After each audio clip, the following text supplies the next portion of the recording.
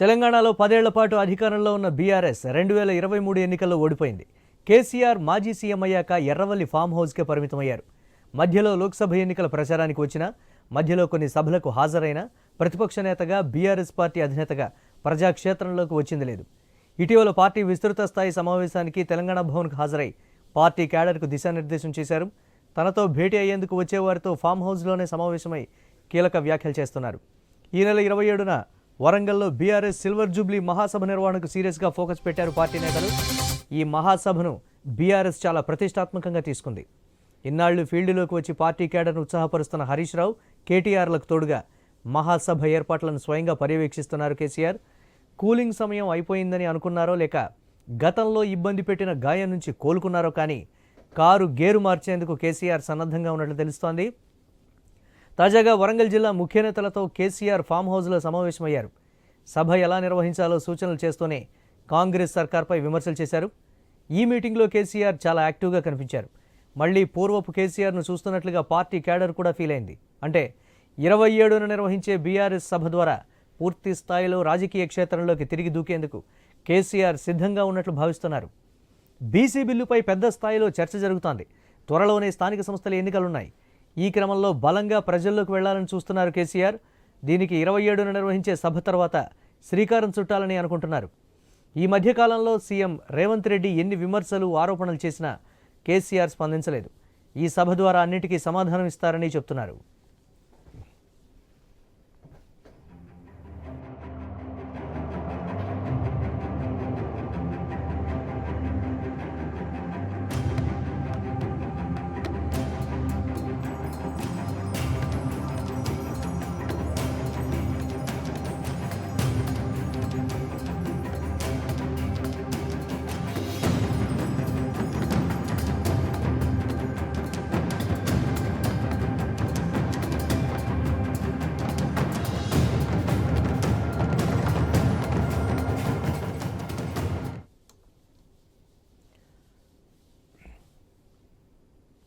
KCR active పాలిటిక్స్లోకి రాబోతున్నారు. తెలంగాణలో 10 ఏళ్ల పాటు అధికారంలో ఉన్న బీఆర్ఎస్ 2023 ఎన్నికల్లో ఓడిపోయింది. కేసీఆర్ మాజీ సీఎం అయ్యాక ఎర్రవల్లి ఫామ్ హౌస్కే పరిమితమయ్యారు. ఈ నేపథ్యంలో ఫామ్ హౌస్కి వస్తున్నటువంటి నేతలతోటి ఆయన వరుస భేటీలు నిర్వహిస్తూ ఉన్నారు. దీనికి సంబంధించి మరిన్ని అప్డేట్స్ మా కరెస్పాండెంట్ స్వామి లైవ్ ద్వారా అందిస్తారు. ఓవర్ టు యు స్వామి.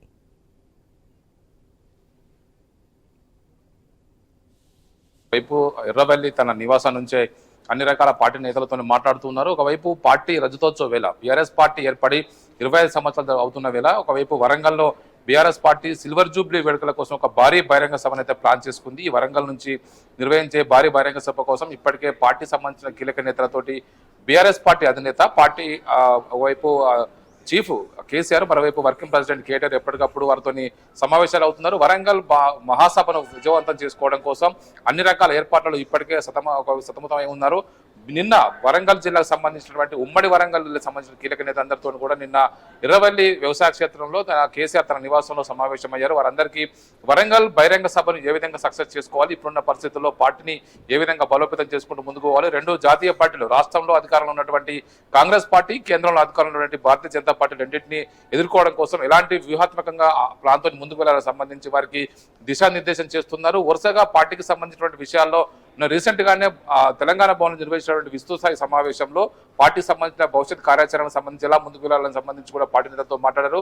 ఇందులో భాగంగానే బీఆర్ఎస్ పార్టీ ఏర్పడి 25 సంవత్సరాలు అవుతుంది కాబట్టి 14 సంవత్సరాల ఉద్యమ కాలం, మరో 10 సంవత్సరాలు పార్టీ అధికారంలో ఉండి తెలంగాణను ఏ విధంగా ముందుకు తీసుకెళ్లింది, తెలంగాణలో బీఆర్ఎస్ పార్టీ తెలంగాణ హక్కులకు రక్షణగా ఉంటుంది, ఇలాంటి పరిస్థితుల్లో ఇతర పార్టీలను ప్రజలు నమ్మే పరిస్థితులు లేరు. మొన్న కాంగ్రెస్ పార్టీ అలవి కాని హామీలు ఇచ్చి ప్రజలని వంచి అధికారంలోకి వచ్చిన తర్వాత రైతుల్ని, అన్ని వర్గాలను ఇబ్బంది పెడుతుంది అనేది కూడా బీఆర్ఎస్ పార్టీ అధినేత కేసీఆర్ పార్టీ నేతలకు చెప్తూ ఉన్నారు.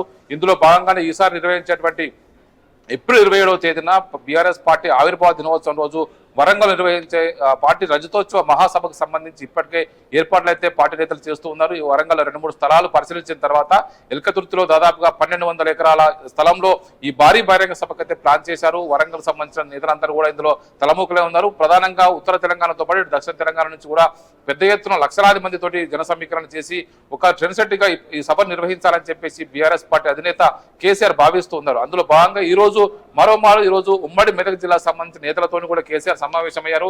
ఈ సమావేశానికి హరీష్ రావుతో పాటు ఉమ్మడి మెదక్ జిల్లాకు సంబంధించిన బీఆర్ఎస్ పార్టీ సీనియర్ నాయకులంతా కూడా హాజరయ్యారు. ఒక్కొక్క జిల్లా వారీగా నేతలందరూ కూడా కేసీఆర్ తో సమావేశమయ్యి పార్టీకి సంబంధించి క్షేత్రస్థాయిలో ఎదురవుతున్న సమస్యలు కావచ్చు, కాంగ్రెస్ పార్టీ ఇచ్చినటువంటి హామీల్ని అమలు చేయలేకుండా ఇబ్బంది పడుతున్నటువంటి విషయాల్ని ప్రజల దృష్టికి తీసుకెళ్లాలి. రైతులు చాలా మంది ఇబ్బంది పడుతున్నారు. ఈసారి పెద్ద ఎత్తున కూడా వర్షాలు పడ్డప్పటికీ సాగునీరుకి తాగునీరుకి ఇబ్బంది అయ్యే పరిస్థితి వచ్చింది.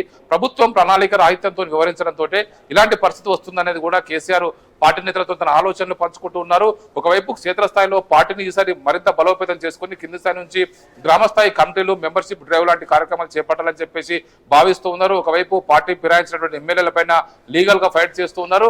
ప్రతిరోజు కూడా ఎప్పుడు కూడా కేసీఆర్ ఖాళీ లేకుండా నిత్యం ఏదో ఒక నియోజకవర్గానికి సంబంధించిన నేతలతో సమావేశం అవుతూ ఉన్నారు. ప్రభుత్వంలో జరుగుతున్న విధానాలను ఎప్పటికప్పుడు తెలుసుకొని నిండగట్టే ప్రయత్నం అయితే చేస్తున్నారు. అందులో భాగంగానే ఈసారి పార్టీ రజతోత్సవ వేళ సిల్వర్ జూబ్లీ మహాసభను వరంగల్ వేదికగా చాలా ఘనంగా నిర్వహించాలని చెప్పి భావిస్తున్నారు. తెలంగాణ ప్రజల్లో కాంగ్రెస్ పార్టీ పైన గూడు కట్టుకుని ఉన్నటువంటి వ్యతిరేకతను ప్రజల బహిరంగ సభ ద్వారా వ్యక్తపరచాలని చెప్పేసి భావిస్తున్నారు. ఈసారి కేసీఆర్ ఈ బహిరంగ సభ ద్వారా ఏం మాట్లాడుతున్నారని చెప్పేసి అంతా ఆసక్తి గమనిస్తున్నారు. ఒకవైపు రాష్ట్రంలో కాంగ్రెస్ పార్టీ ఒకవైపు కులగణన చేసిన తర్వాత బీసీ బిల్లులు ప్రవేశపెట్టింది. దానికి సంబంధించి బీసీ కార్డును ఒకవైపు కాంగ్రెస్ ప్రయోగిస్తున్న వేళ బీఆర్ఎస్ పార్టీ ఎలా వ్యవహరించాలని సంబంధించిన విషయంలో కూడా పార్టీ అధినేత పార్టీ నేతలకు కార్యకర్తలకు అందరూ కూడా ఇప్పటికే దిశానిర్దేశం చేస్తున్నారు.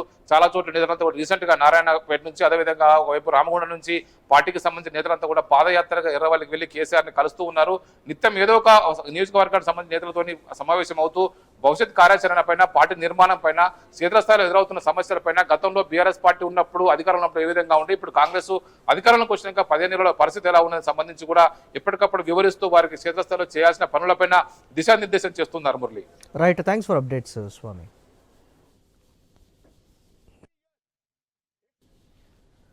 రైట్, ఇక మాజీ సీఎం కేసీఆర్ యాక్టివ్ పాలిటిక్స్లోకి అడుగుపెట్టబోతున్నారు. దీనికి సంబంధించి మనతో డిబేట్లో పార్టిసిపేట్ చేస్తున్నారు మల్లెపాక యాదగిరి గారు, బీఆర్ఎస్ సీనియర్ నాయకులు, అలాగే పొలిటికల్ అనలిస్ట్ నర్రా విజయ్ గారు.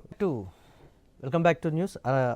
దీనికి సంబంధించి కేసీఆర్ యాక్టివ్ పాలిటిక్స్లోకి అడుగుపెట్టబోతున్నారనేటువంటి మాట. ఫామ్ హౌస్లో ఉన్నటువంటి ఆయన అక్కడికి వస్తున్నటువంటి కీలక నేతలతో కూడా జిల్లాల నుంచి వచ్చేటువంటి కీలక నేతల్ని కలుస్తున్నారు. కార్యకర్తల స్థాయి వ్యక్తులను కూడా పలకరిస్తూ ఉన్నారు. సో దీనికి సంబంధించి ఏ విధంగా ముందుకు వెళ్ళాలనే దానికి సంబంధించి దిశానిర్దేశం చేస్తున్నారు. ఏప్రిల్ 27వ తారీఖు తలపెట్టినటువంటి రజతోత్సవ సభని ఏ విధంగా సక్సెస్ చేయాలి, ప్రజల్లో ప్రస్తుత ప్రభుత్వం మీద ఉన్నటువంటి వ్యతిరేకతని ఏ విధంగా మనం బయటికి చూపించాలి అనే దానికి సంబంధించి కూడా కీలకమైనటువంటి కార్యాచరణతో అయితే ముందుకు వెళ్ళేటువంటి పరిస్థితులు ఉన్నాయి. ఇదే అంశానికి సంబంధించి మనతో మాట్లాడటానికి మల్లెపాక యాదగిరి గారు, బీఆర్ఎస్ సీనియర్ నాయకులు, అలాగే నర్రా విజయ్ గారు, పొలిటికల్ అనలిస్ట్, ఇద్దరు కూడా సిద్ధంగా ఉన్నారు. ముందుగా యాదగిరి గారు నమస్తే అండి. నమస్తే. కేసీఆర్ మౌనం బద్దలు కాబోతోంది. నిజమైనటువంటి కేసీఆర్, గతంలో చూసినటువంటి పవర్ఫుల్ కేసీఆర్ మళ్ళీ మనం ఏప్రిల్ 27వ తారీఖు చూడబోతున్నామని బీఆర్ఎస్ నేతలు కూడా చెప్తున్నటువంటి పరిస్థితి ఉంది. మౌనం వీడతారా, లేకపోతే ఎటువంటి కామెంట్స్ చేయబోతున్నారు, లేకపోతే రాజకీయపరమైనటువంటి కామెంట్స్కే ఆయన ఒక రిస్ట్రిక్ట్ అవుతారా అనేది కూడా కొన్ని రకాల అనుమానాలు. ఏం చెప్తారు మీరు? ముందుగా మీకు ఛానల్లో ఉన్న వారికి ఐడిస్ ప్రేక్షకులకు నమస్తే. ఆయన సభ నడవబోతోంది అనేటువంటి మాట గతంలో కూడా చెప్పారు. ఓడిపోతారని ఫామ్ హౌస్కే పరిమితం అవుతారు, కానీ 5 ఏళ్ల పాటు మీరే ఇబ్బంది పడతారనేటువంటి ఒక మాట కూడా కీలకంగా చెప్పారు. దాన్ని గుర్తు చేస్తూ సాగుతుందంటారు. అది 5 సంవత్సరాలుగా మీరు ఓడిస్తే ఏమైతుంది అనేది ఎన్నికల ప్రచారంలో చెప్పారు. అటువంటిదే జరుగుతున్నది. గ్రోత్ రేట్ తగ్గింది, వ్యవసాయ ప్రొడక్షన్ సంబంధించిన ఏవి కూడా రైతు బంధు గాని, రైతు పథకాలు గాని, పెన్షన్స్ గాని అన్ని బ్రేకులు పడిపోయినాయి. ఎక్కడ ఏది సాఫీగా జరగట్లేదు. ప్రభుత్వ ఆదాయం పడిపోయింది, ప్రభుత్వానికి రావాల్సిన ఆదాయం లేకుండా పోతుంది. రియల్ ఎస్టేట్ పడిపోయింది, ప్రజల జీవన విధానము అటు ఇటు అవుతుంది, పనులు దొరకలేనటువంటి సిచ్యువేషన్ లో ఉంటున్నది, నిరుద్యోగిత పెరుగుతున్నది, కొత్త ఇన్వెస్ట్మెంట్స్ రావట్లేవు. ఇలాంటి పరిస్థితులన్నీ కొత్తగా చూస్తున్నాం. ఒకేసారి మనం 2014 నుంచి 10 ఏళ్ల పాటు ఒక వెలిగినట్టు ఒక రైజింగ్ గా ఒక హై లెవెల్లో గ్రోత్ రేట్ కనిపించింది. ఒకేసారి మళ్ళీ తగ్గుతూ ఇప్పుడు హైదరాబాద్ లో ఇల్లు కొనాలన్నా, అపార్ట్మెంట్స్ కొనాలన్నా, ఏదైనా రియల్ ఎస్టేట్ పడిపోయినటువంటిది. ప్రజల చేతుల్లో డబ్బులు ఆడతలేవు. ప్రస్తుతం కొనుగోలు శక్తి ఏడాదిన్నర కాలంలోనే తగ్గింది. కొనుగోలు శక్తి తగ్గింది, ప్రజల చేతుల్లో డబ్బులు రొటేషన్ అయ్యేటువంటి పరిస్థితి కనిపించటం లేదు. ఇదన్నీ పరిపాలనలో విధానపరమైనటువంటి నిర్ణయాలు తీసుకొని చిత్తశుద్ధితో ఇంప్లిమెంటేషన్ చేయటం వల్ల వచ్చినటువంటి సమస్య. ఇవన్నీ ఆ సమస్యలన్నిటినీ ప్రజల మీద పడుతుంది. కేవలం కొంతమంది వ్యక్తుల కోసమే చూసుకుంటున్నారు అనే అంశమే ప్రధానంగా ప్రతిపక్ష పార్టీగా ఉన్నటువంటి బీఆర్ఎస్ ప్రజల ముందు పెట్టే అవకాశం కనిపిస్తుంది. ఈ అంశం ప్రజలు ఏ రకమైనటువంటి మార్పు కోరుకున్నారు, మీరు కేవలం పాలన అధికారం మార్పిడి జరిగింది కానీ జీవితాలు మాత్రం మొత్తం కృషించకపోతున్నాయి, కొనుగోలు శక్తి తగ్గిపోయింది, ఇబ్బందికరమైనటువంటి పరిస్థితులు ఎందుకు వస్తున్నాయి అనేది ప్రధానమైనటువంటి ప్రశ్న ఉంటుంది. ప్రతిపక్ష పార్టీగా అదే ప్రశ్నిస్తుంది, ప్రజల నుంచి ప్రశ్నించే ప్రతిపక్ష పార్టీ అదే చేయాల్సినటువంటి బాధ్యత కూడా ప్రతిపక్ష పార్టీకి ఉంటుంది. ఎస్ యాదగిరి గారు, ఫైనల్గా దీనికి సంబంధించి గతంలో చేసినటువంటి అభివృద్ధి కావచ్చు, పార్టీ సాధించినటువంటి విజయాలు కావచ్చు, వచ్చినటువంటి ప్రగతి కావచ్చు, వీటి గురించి మాట్లాడతారా, లేకపోతే మళ్ళీ మమ్మల్ని అధికారంలోకి తీసుకొని వస్తే మేమేం చేయబోతున్నాం అనేది చెప్పేటువంటి ప్రయత్నం చేస్తారా ఫైనల్గా? ఇప్పుడు తెలంగాణ ప్రజలకు ప్రత్యేకంగా చెప్పవలసిన అవసరం లేదండి. సార్ వస్తున్నారంటేనే ప్రజలకు, తెలంగాణ ప్రజలకు ఒక నమ్మకం అనేది ఏర్పడుతుంది. ఎందుకంటే సరే, వాస్తవానికి కూడా గతంలో 10 సంవత్సరాలు అనేక సంక్షేమ పథకాలు తీసుకొచ్చి గతంలో ఉన్నటువంటి బీఆర్ఎస్ పార్టీ మేనిఫెస్టోలో ఉన్న పథకాలు కానీ లేనివి కూడా ప్రవేశపెట్టి తెలంగాణ రాష్ట్రంలో ఉన్నటువంటి బడుగు బలహీన వర్గాలకు, ప్రతి ఒక్కరికి, ఎస్సీలకు కానీ, బీసీలకు కానీ, మైనార్టీలకు కానీ అనేక సంక్షేమ పథకాలు తీసుకొచ్చినటువంటి గొప్ప నాయకుడు కేసీఆర్ గారు. ఎందుకంటే మనకు క్లియర్ గా మొన్నటికి మొన్న అసెంబ్లీలో చెప్పిండండి, మైనార్టీ నాయకుడు, ఎంఐఎం నాయకుడు అక్బరుద్దీన్ గారు, కేసీఆర్ గారు దిల్వాలా హై, కేసీఆర్ గారు రంజాన్ తోఫా ఇచ్చిండు, క్రిస్టమస్ కానుక ఇచ్చిండు, మన బతుకమ్మ చీరలు ఇచ్చిండు. ఈ రోజు కేసీఆర్ గారు లేని లోటు మనకు కనబడుతుంది అని చెప్పేసి వాళ్ళ మిత్రపక్షమైనటువంటి ఎంఐఎం నాయకుడే అసెంబ్లీని సాక్షిగా చెప్పిండు కదండి. ఇంకా ఈ రోజు నిన్న చెప్తున్నాడు, ఆయన ఎవరు, నిజామాబాద్ మాజీ ఎమ్మెల్సీ గారు జీవన్ రెడ్డి గారు వాళ్ళ నాయకుడు ఒక బర్త్డే సందర్భంగా చెప్తున్నాడు. ఏమని చెప్తున్నాడు, నేను అనవసరంగా ఈ పార్టీలో ఇంత సీనియర్ నాయకుడి కూడా ఏం చేయలేకపోతున్నా అని చెప్పి బీఎస్పీ పార్టీ నుంచి వచ్చిన ఒక నాయకుని కంటుడు. అరే మీరు అక్కడనే ఉంటే నేను బీఎస్పీ పార్టీ కన్నా వస్తుంటే కదా, ఈ పార్టీలో రాకుంటే బాగుంటుండే, ఈ పార్టీ అనవసరంగా ప్రజలకు మనం ఏం సమాధానం చెప్పుకోలేని పరిస్థితిలో ఉన్నామని చెప్తున్నారు కదా. రేవంత్ రెడ్డి గారి ప్రభుత్వం ఏమీ చేయలేకపోతుంది కాబట్టి, మా నాయకుడు 10 సంవత్సరాలు అనేక సంక్షేమ పథకాలు తీసుకొచ్చిండు కాబట్టి ప్రజలకు కేసీఆర్ గారిని చూడంగానే ఒక నమ్మకం ఏర్పడుతుంది. కేసీఆర్ గారు 10 సంవత్సరాలలో ఏ విధంగానైతే అనేక సంక్షేమ పథకాలు తీసుకొచ్చి ప్రభుత్వం తరపున గాని కేసీఆర్ గారు ఏ విధంగా విజయాలు సాధించిండో, ఈ రాష్ట్రాన్ని, భారతదేశంలో ఈ రాష్ట్రాన్ని ఒక మోడల్ రాష్ట్రంగా తీర్చిదిద్దిన గొప్ప ఘన నాయకుడు కేసీఆర్ గారు. ఎందుకంటే సరిహద్దు రాష్ట్రాల రైతులు కూడా బాగా ఈ తెలంగాణ రాష్ట్రంలో ఉన్నటువంటి విధంగా రైతులకు రైతు బంధు కావాలి, రైతు బీమా కావాలి, అదే విధంగా 24 గంటల ఉచిత కరెంటు కావాలి అని చెప్పేసి అనేక సందర్భాల్లో సరిహద్దు రాష్ట్రాల రైతులు కూడా ధర్నాలు చేసిన సందర్భం మనం చూసినాం. ఈ రోజు కూడా దాదాపుగా మొత్తం కూడా యాదగిరి గారు, సీఎం రేవంత్ రెడ్డి టార్గెట్ గా, ఒక్క నిమిషం యాదగిరి గారు, యాదగిరి